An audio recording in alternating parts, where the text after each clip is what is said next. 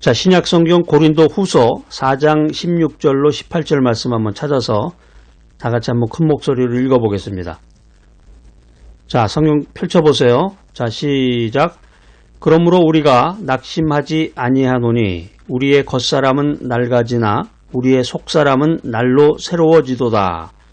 우리가 잠시 받는 환난에 경한 것이 지극히 크고 영원한 영광에 중한 것을 우리에게 이루게 함이니 우리가 주목하는 것은 보이는 것이 아니요 보이지 않는 것이니 보이는 것은 잠깐이요 보이지 않는 것은 영원함이라.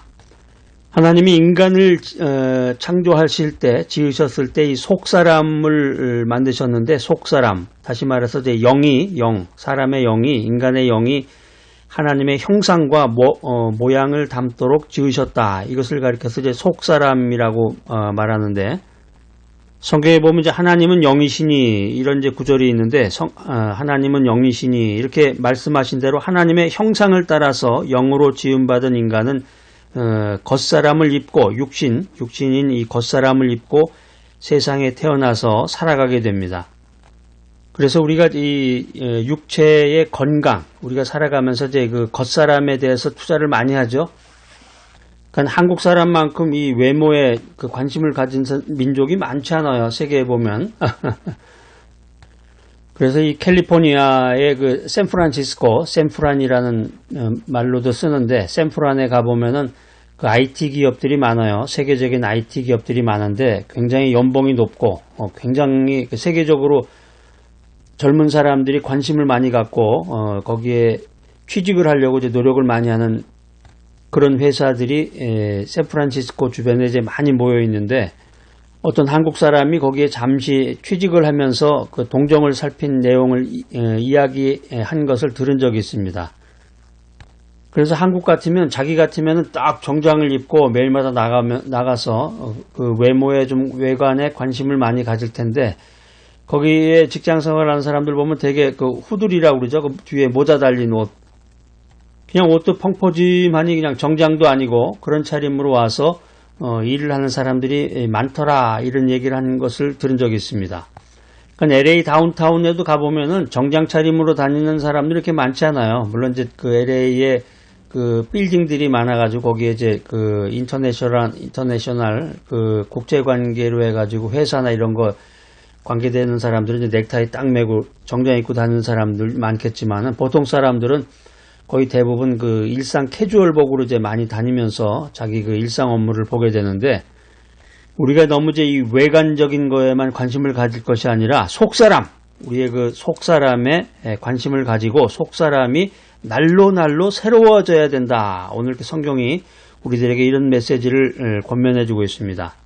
성경 말씀, 하나님의 말씀을 통해서 우리가 새롭게 되어야 됩니다. 영의 양식인 이 말씀을 읽고 묵상할 때 크리스찬으로서 진정한 자기 정체성을 발견할 수 있는 것입니다. 그러니까 말씀을, 성경책을 갖다 놓고서 그냥 무슨 보물단지, 꿀단지 놓고 있듯이 그렇게 할 게 아니라 성경 말씀을 읽어야 됩니다. 자꾸 펴서 읽고, 읽을 때 이제 밑줄도 긋고 또 암송하고, 그래서 묵상을 통해서 하나님이 나에게 들려주시고자 하는 그 메시지가 무엇인가, 하나님의 뜻이 무엇인가, 이것을 자꾸 음미해야 된다라고 하는 것입니다. 그래서 이 성경 말씀이 중요한 거예요. 그래서 성경 말씀이 중요합니다. 성경 말씀을 통해서 내 속사람을 향한 하나님의 뜻이 무엇인지 발견해 나가야 됩니다. 자, 그 다음에 속사람이 날로 새로워지기 위해서는 믿음으로 살아라. 믿음으로 새롭게 되는 것입니다.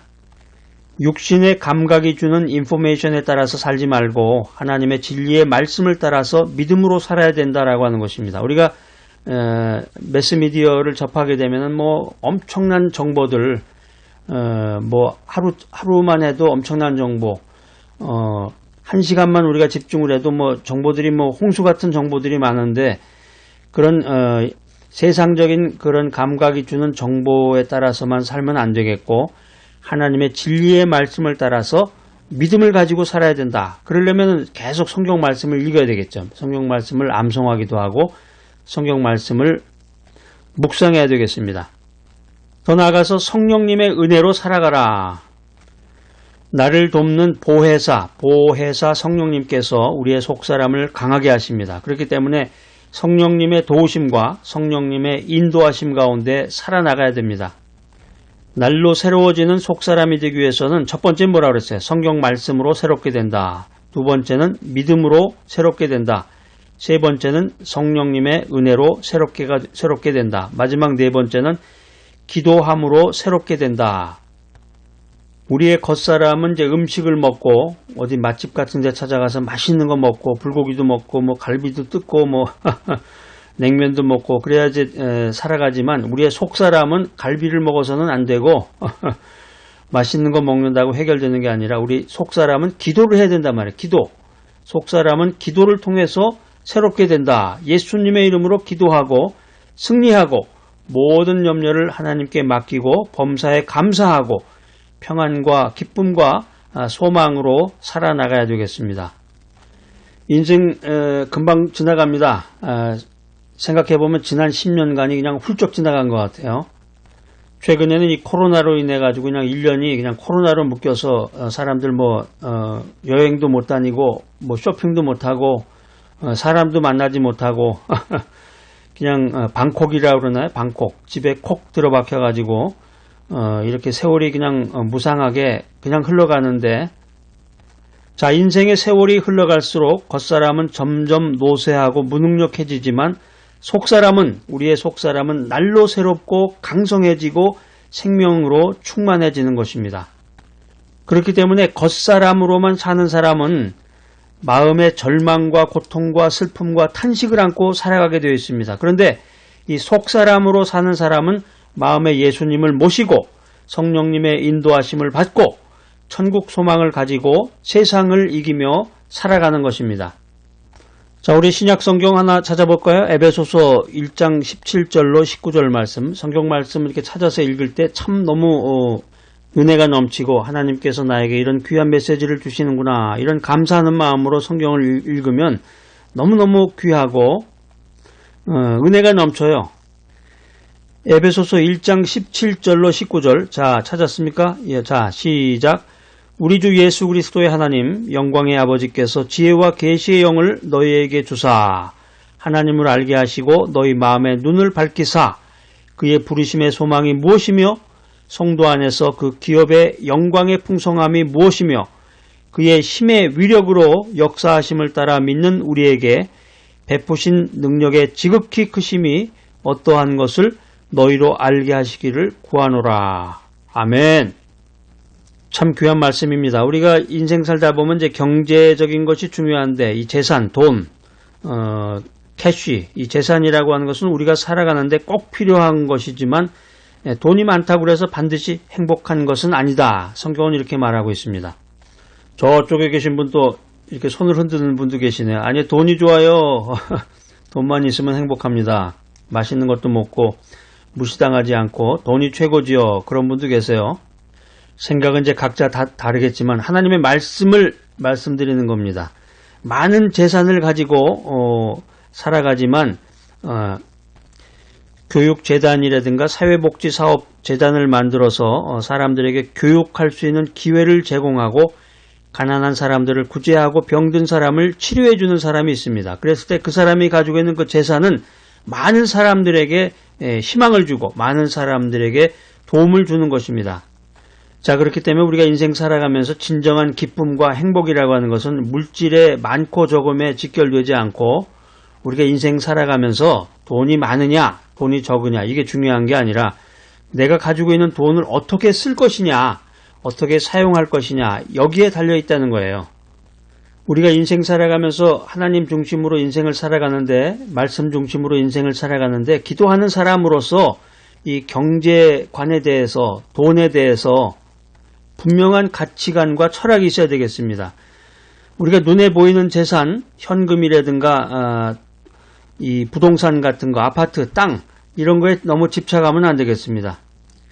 요즘 보니까 이제 전원주택이라고 그래가지고 양평 같은 데 가보면은 아주 멋있게 지은 집들이 많더라고요.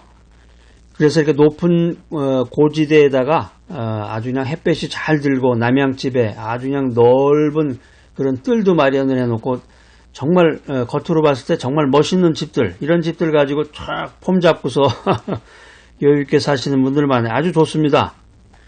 그런 반면에 서울역 앞에서 노숙을 하면서 길바닥에서 신문지 한 장 깔고 자면서 서울역 앞에 가면은 이제 그 밥을 제공하는 그런 단체들이 많습니다.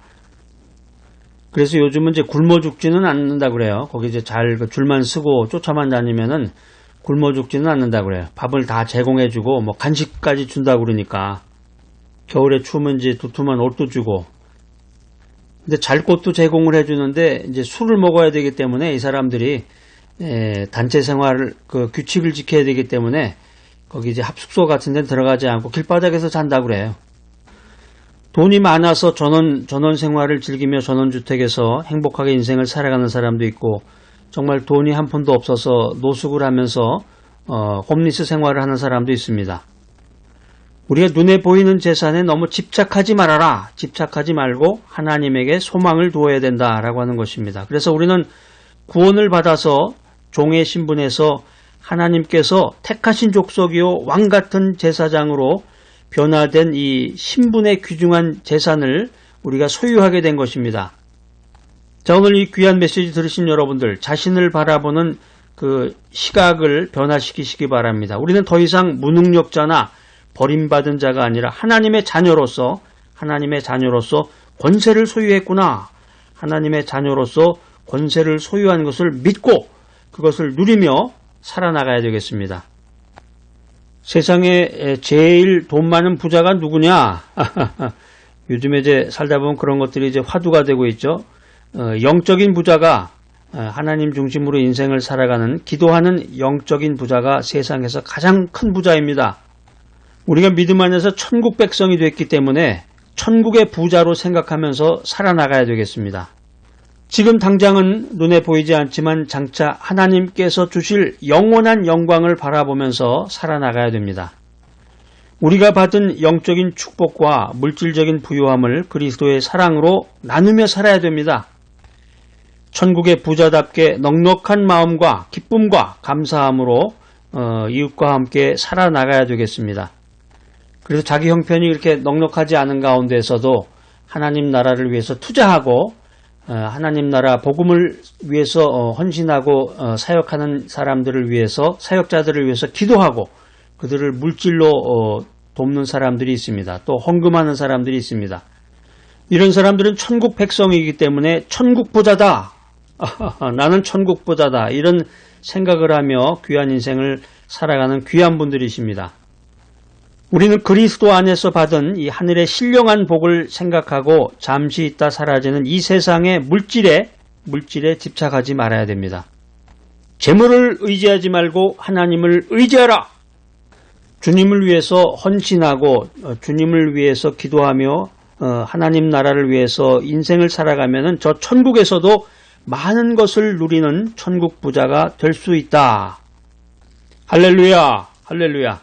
자, 오늘 이 귀한 메시지 들으시는 여러분들, 천국 부자답게 넘치는 기쁨과 소망을 가지고 살아가는 귀하고 복된 여러분 모두가 되시기를 간절히 기대합니다.